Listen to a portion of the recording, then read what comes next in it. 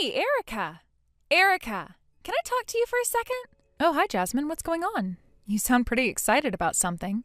I heard something really interesting about you the other day. I mean, I couldn't believe it at first, but now that I think about it, it all makes sense. Something interesting about me? Oh, what could that be?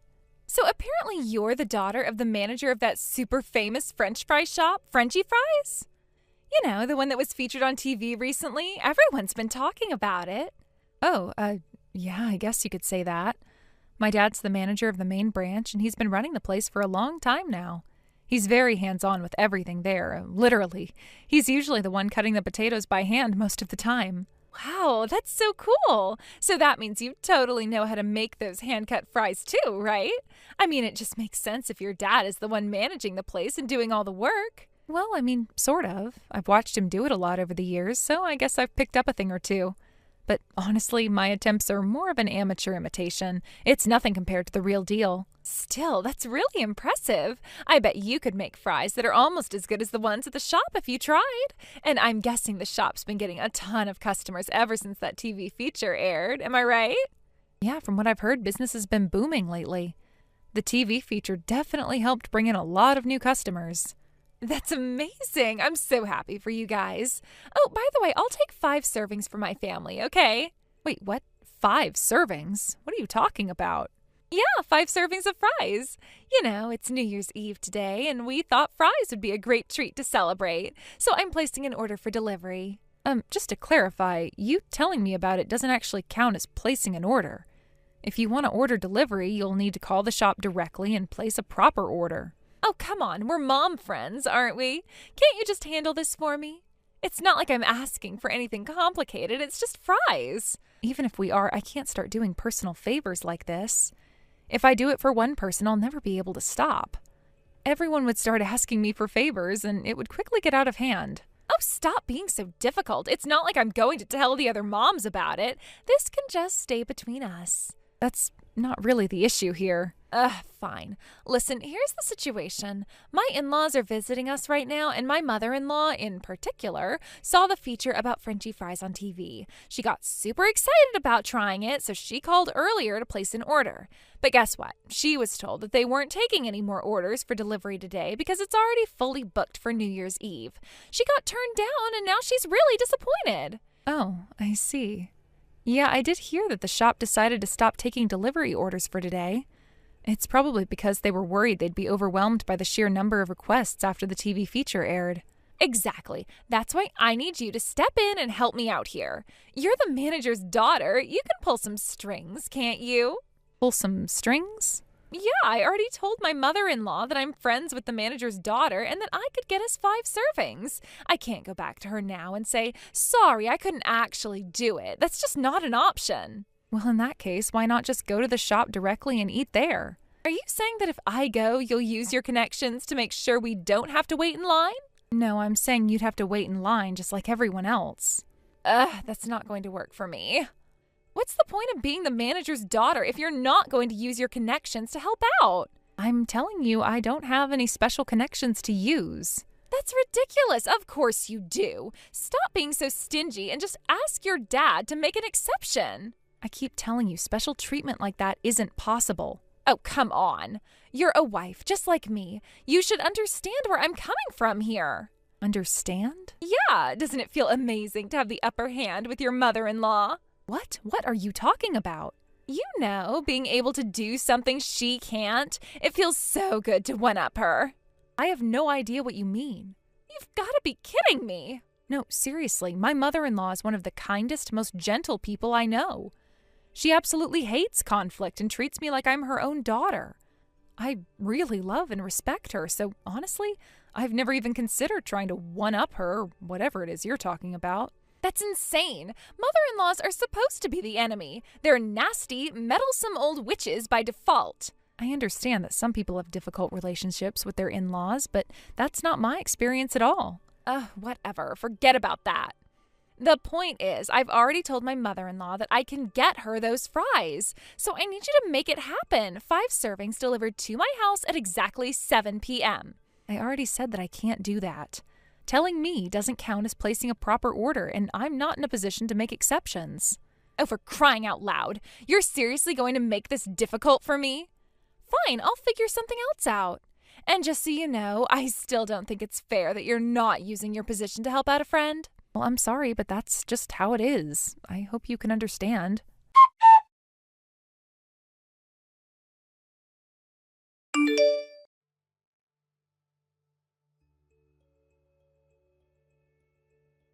Hey, Erica, what's going on? It's already past 7. I just called the store to double check on the order for the fries, and guess what they said? They told me that there was no record of any order being placed. Can you believe that? I mean, how could this happen? After all the effort I went through to trust you with this, I didn't think you'd let me down like this. Honestly, I thought that even after you told me earlier that it was impossible, you'd come through for me anyway as a friend. Isn't that what friends do? I really believed you'd manage to find a way to pull some strings and make it happen. But no, instead, you've gone and left me in the lurch. This is just awful.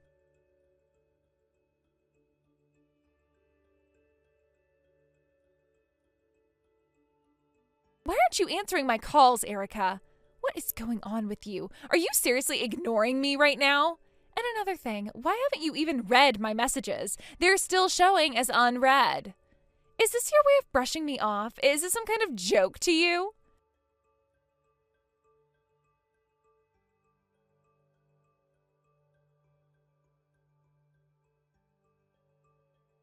You're definitely getting these notifications, right? I know you are. There's no way you haven't seen them. So what's stopping you from responding? You owe me an explanation, Erica. Stop ignoring me and pick up your phone.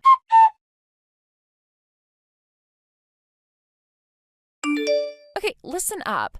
I've made a decision, and here's what's going to happen now.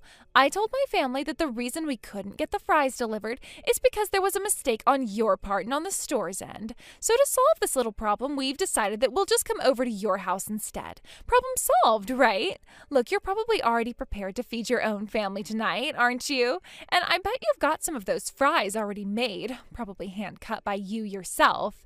You can just give us those. That should be more than enough for 5 people. Don't worry about anything else. We'll handle the rest.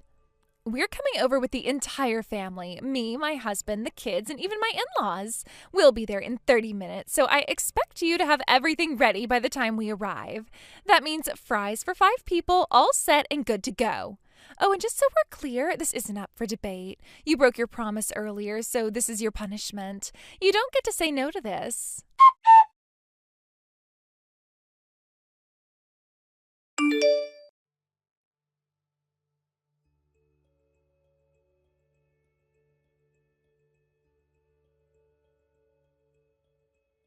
Hey, Erica, I know you're at home. Don't try to deny it. I can't believe you've gone and turned off all the lights in your house just to pretend that you're not home. That's incredibly mean and childish. What kind of person does that? Listen to me. Today is the last day of the year, okay? It's New Year's Eve. Shouldn't we both be doing everything we can to end the year on a positive note? Shouldn't we be wrapping up the year with good vibes and a sense of accomplishment? Don't you think that's what we should be focusing on right now? So why don't you just open the door and let us in?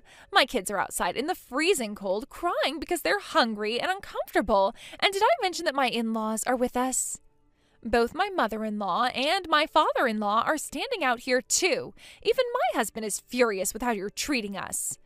He's saying that your behavior is completely unreasonable and disrespectful. We came all the way here in this cold weather just to give you the chance to make things right. The least you can do is let us in and serve us the fries. It's not that hard.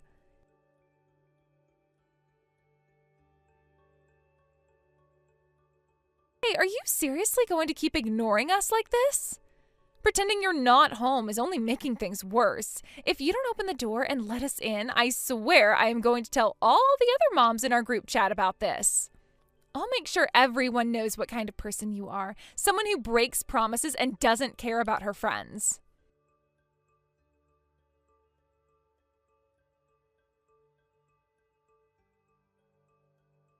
And what's this? You're still not reading my messages? Are you seriously leaving me on unread again? Are you kidding me right now? This is beyond frustrating, Erica. I've had enough of your nonsense. Open the door already.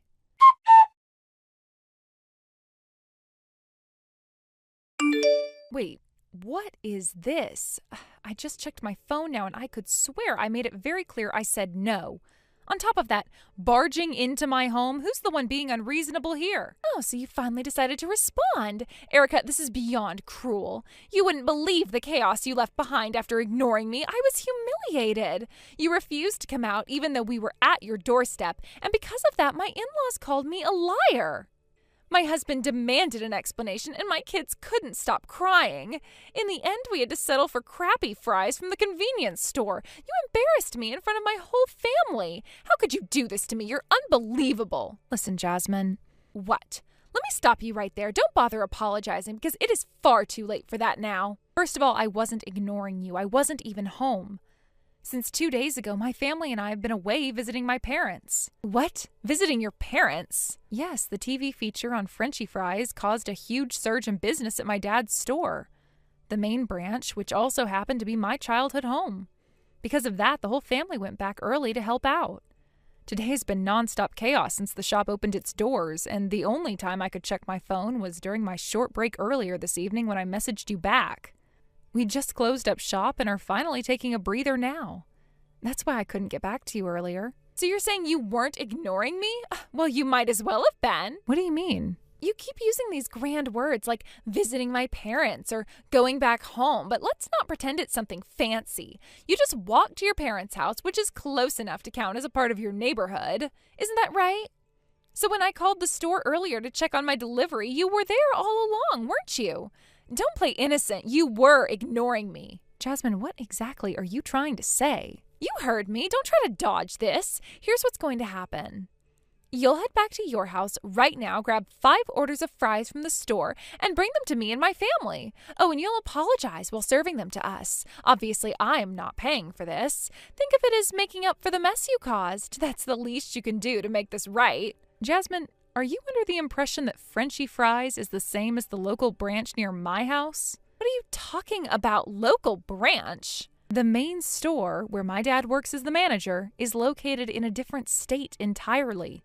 The one near my home is run by someone who trained under my father. It's a franchise, but it's not directly under his management. So what? Get your dad's apprentice on the phone and tell them to prepare the fries immediately. Use your influence. Jasmine, I don't have that kind of authority. I'm not in any position to make such demands. Besides, that store is already closed, and I heard they sold out earlier in the day. You can't be serious. Also, just so you know, your husband called mine. I explained everything to him. What? Wait, how does your husband even have my husband's number? They exchanged contact information at one of the kindergarten events. Apparently, they've chatted a few times since then. Unbelievable. Now my husband and my mother-in-law are furious with me because of you. I think they're upset because of your behavior, Jasmine. Honestly, I can't blame them. You tried to force me into an unreasonable situation, and now you're facing the consequences. That's on you. I was trying to help out by arranging 5 orders of fries for my in-laws. That's not unreasonable. Oh, I see. So now you've locked yourself in the bathroom? What? How did you even know that? Because your husband has been texting mine in real time, complaining about what's happening. You've got to be kidding me. He also asked me to send screenshots of our chat history so he can understand what's been going on. I already sent them to him. What? Erica, stop this right now. Sorry, Jasmine, but I'm done here. I won't be replying to any more of your messages. Goodbye.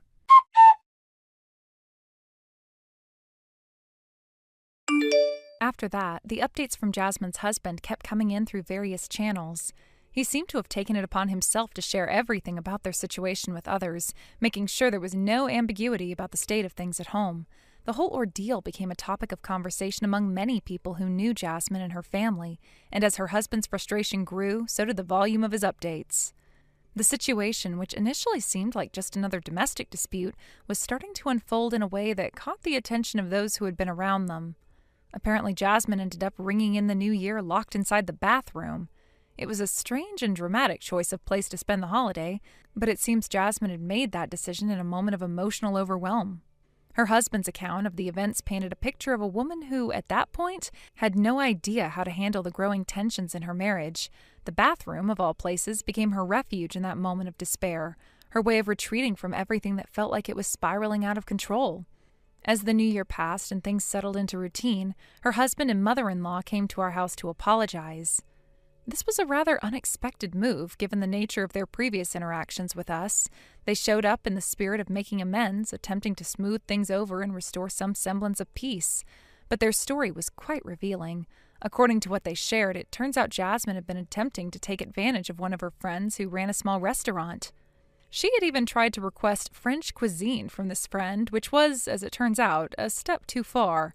The restaurant owner's family caught wind of Jasmine's attempts to take advantage of their hospitality, and as you can imagine, complaints quickly followed. This revelation put Jasmine in a very unfavorable light, especially among those who had previously seen her as a person of a certain status.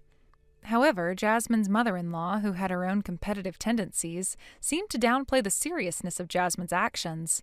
From her perspective, Jasmine's desire to boast about her connections and impress others took precedence. In a strange twist, she blamed the situation on us. Apparently, we were the ones at fault for not obeying Jasmine's wishes, which, in her mind, justified Jasmine's extreme reaction. According to the narrative shared by her husband and mother-in-law, Jasmine had been left feeling as though no one understood her or respected her position, and this led her to make the decision to leave. In a dramatic and impulsive act, she stood up, walked out, and went back to her parents' house all by herself. This course of action, though, was not just about her leaving in anger. From Jasmine's perspective, it seemed like she believed her actions would convey a very specific message. She probably thought that by leaving like that, she would show everyone just how important she was. The message she seemed to want to send was clear. Don't you all realize how much you need me? How can you function without me? It was an ultimatum of sorts, a challenge for everyone around her to reflect on their behavior and start appreciating her more. In her mind, this was supposed to make everyone understand how vital she was to the household. However, her husband, who was by now completely fed up with her behavior, began to see things in a different light. Instead of seeing her actions as a call for introspection, he saw them as the culmination of a much deeper issue in their relationship. He had been patient up to this point, trying to navigate the tensions between Jasmine and everything else. But Jasmine's extreme response, her need to create a dramatic exit, pushed him to the edge. It was no longer about trying to understand her or work things out. It was about recognizing the unhealthiness of the situation. At this point, he decided he had had enough. He started making preparations for a divorce, marking the beginning of the end of their marriage. The preparation for divorce wasn't something that happened overnight, of course. There were likely many discussions, many silent moments, and a lot of emotional turmoil leading up to this decision. But Jasmine's actions, including her dramatic departure, seemed to have finally shattered whatever was left of the fragile bond they once had. Her husband's move toward divorce was not just about the incident with the restaurant or her decision to lock herself in the bathroom on New Year's Eve. It was about the deep-seated issues that had built up over time. Her husband realized that for all the promises of change and reconciliation, Jasmine's behavior had only intensified the problems in their marriage and led to their eventual divorce. Thank you for watching. Please subscribe and hit the like button. See you next time.